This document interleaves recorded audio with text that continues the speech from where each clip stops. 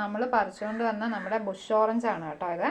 അപ്പോൾ നാരങ്ങയ്ക്ക് പകരം നമുക്കിത് യൂസ് ചെയ്യാം. ഞാൻ കഴിഞ്ഞ പ്രാവശ്യം ചിക്കൻ ഒന്ന്, അതായത് നമ്മുടെ സാധാ നോർമൽ നാടനല്ല ബ്രോയിലർ ചിക്കൻ ആണെങ്കിൽ കൂടിയും ഇതിനകത്ത് ഇങ്ങനെ അരി കാണും കേട്ടോ, നല്ല വലിയ അരിയാണ്. ഇത് ഇട്ട കിളിക്കൊന്നും തോന്നില്ല, കാരണം ഇത് ഹൈബ്രിഡ് ഒരു പ്രോഡക്റ്റാണ് നമ്മുടെ ഈ ബുഷ് ഓറഞ്ച് എന്ന് പറയുന്നത്.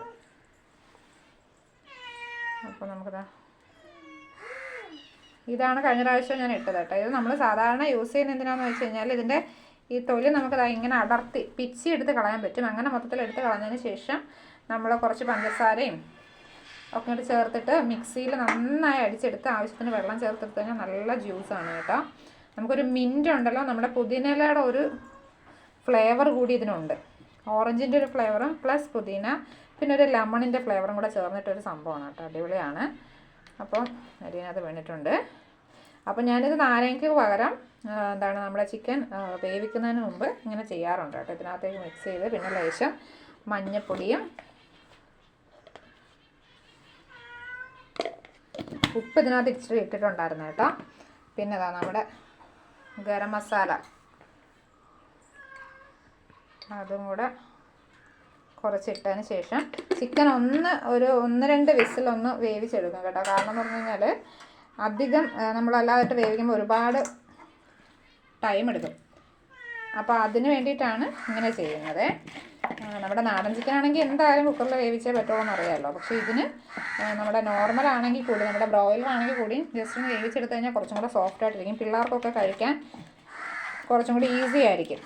കുഞ്ഞു പിള്ളേരൊക്കെ ഉള്ളിടത്ത് ഈ ബ്രസ്റ്റ് പോർഷൻസൊക്കെ കുറച്ച് ഹാർഡായിരിക്കുമല്ലോ, അപ്പോൾ അതൊന്നും കുറച്ചും കൂടെ സോഫ്റ്റായിട്ട് കിട്ടും. അല്ലാന്നുണ്ടെങ്കിൽ നമ്മുടെ അടപ്പിൽ വേവിക്കണം. നമ്മുടെ വിറകടപ്പിൽ വേവിച്ച് കഴിഞ്ഞാൽ നമുക്ക് ഒരുപാട് ടൈം എടുത്ത് പതിയെ വേവിച്ചെടുക്കാം. പക്ഷേ ഇപ്പോൾ അത് ഇല്ലാത്തതുകൊണ്ട് നമ്മുടെ ഗ്യാസിൽ വെക്കുമ്പോൾ ഞാൻ കൂടുതൽ ഇങ്ങനെയാണ് കേട്ടോ ചെയ്യുന്നത്.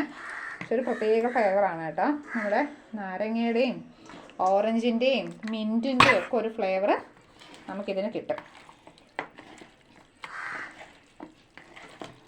അല്ലാതെ വേവിക്കുമ്പോൾ എന്തോ ചിക്കൻ അത്ര സോഫ്റ്റായിട്ട് തോന്നിയിട്ടില്ല എനിക്ക്. അപ്പോൾ ഞാൻ ഇങ്ങനെ ഒന്ന് ചെയ്തിട്ട് നമ്മുടെ മസാലയൊക്കെ സെപ്പറേറ്റ് വഴറ്റി അതെല്ലാം കൂടെ അവസാനം ഇത് വെന്ത വെള്ളമെല്ലാം കൂടെ ചേർത്തിട്ട് നമ്മളിതിൻ്റെ സ്റ്റോക്ക് ഉണ്ടാവുമല്ലോ, ചിക്കൻ സ്റ്റോക്ക് എല്ലാം കൂടെ ചേർത്തിട്ട് വേവിച്ചെടുക്കുകയാണ് ചെയ്യുന്നത് കേട്ടോ. നമ്മുടെ കരളുണ്ട്, നമുക്ക് ലാസ്റ്റ് ഇതിൻ്റെ കുറച്ച് കണ്ടോ ഈ ഒരു പോർഷൻ അറുത്ത് കളയണം. ഓക്കെ, ഇനി നമുക്കത് കുക്കറിൽ വേവിച്ചെടുക്കാം.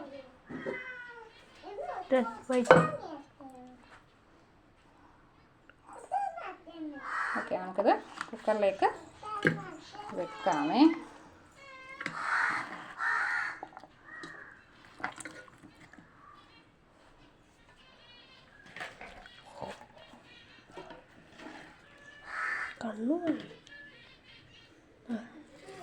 വെള്ളം ഒഴിച്ചേക്കോട്ടെ. ഇതും കൂടി ഇട്ടിട്ട് നമ്മളൊരു 3 വിസിലെങ്കിലും വേവിച്ചെടുത്ത് കഴിഞ്ഞാൽ പിന്നെ അടിപൊളിയായിട്ട് നമുക്ക് കിട്ടും.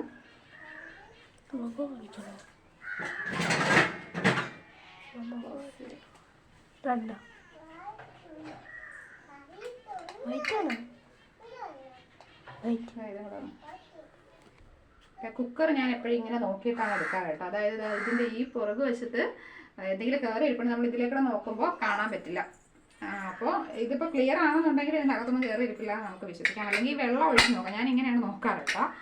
അപ്പോൾ നമുക്ക് അടച്ച് വെച്ച് വേവിക്കാം.